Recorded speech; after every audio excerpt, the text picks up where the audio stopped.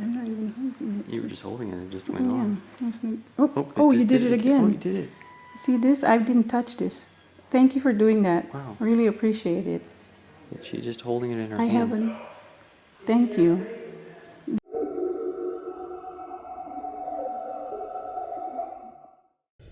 Welcome to Preston Castle, also known as the Preston School of Industry.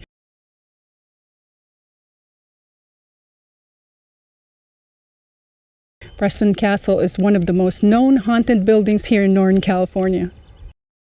Originally built in 1890, the school began operation in June 1894. Young boys aged 7 to 18 were brought here to be initially reformed and educated in life skills. The school also took in minors that were relocated from San Quentin State Prison.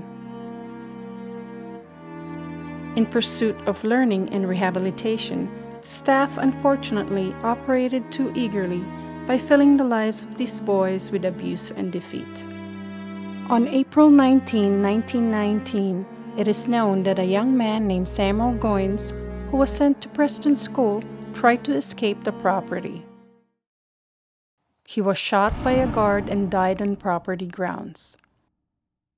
There are reports of 16 other young men that have perished at Preston. A murder also occurred in the basement. Anna Corbin, a cook and housekeeper, was discovered bludgeoned to death by an unknown assailant. It was believed that one of the young male residents committed the crime, but he was never charged. Among the grounds surrounding the building is a cemetery where Anna Corbin is buried along with 23 other former inmates. The school was closed in 1960 when a newer facility was built in the town nearby. The abandoned building is now a California Historical Landmark and is listed on the National Register of Historic Places. The land where the property stands is 127 years old. Renovations have been established, and this can usually incite motion and activate the energy of spirits that linger in the building. We visited Preston for one of their group night investigations. The investigation split the participants into groups of 3, and each group was assigned a docent. The groups rotated investigating the building. During our visit, a movie was in production. There were many props and light setups.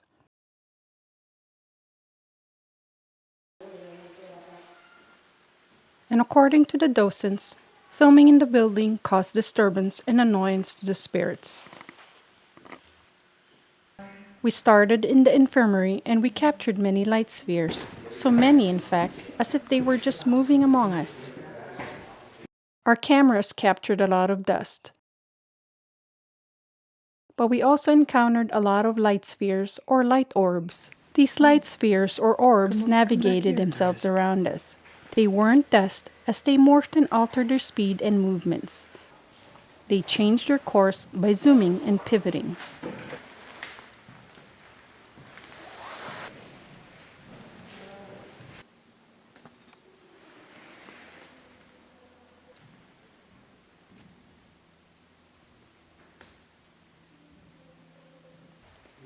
The lights and orbs we captured were not dust. As you can see, here is a sample of dust.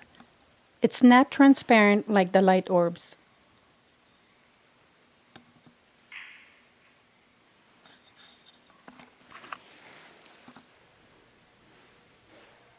We also captured a small flash of light at the end of a dark room. We were the only group on that floor. The rest of the members of our group were behind us, and the other groups were in the other floors. The second floor was very active, and it turned on a flashlight and it also turned it off. A button needs to be pushed with a thumb to turn the flashlight on. The occurrence had us baffled as to why it just turned on by itself. The first time it happened, we had no camera aimed at it, but we were able to ask Spirit to do it again. Oh, you did it again. Oh, you did it. See this? I didn't touch this. Thank you for doing that. Wow. Really appreciate it. She's just holding it in her I hand. haven't. Thank you. Do you like That the is- light? Do you like this flashlight? That's really cool. Thank you. It's going on and off. Are you turning on her flashlight? Somebody's turning on her light on and off. Oh, there it goes No, again. that's my finger. Why is it? Is it defective? Maybe. Shake it. Shake it up and down.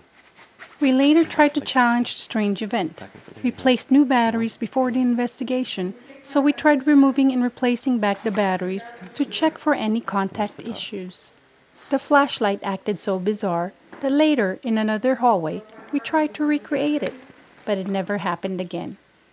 I don't think that's me. We used the same flashlight and batteries all through the investigation.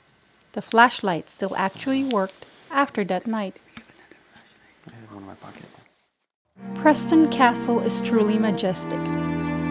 It's an active place filled with a narrative of heartbreaking accounts of unsolved murders and life stories of the former inmates. We must recognize the souls lost at this property and acknowledge those who have suffered.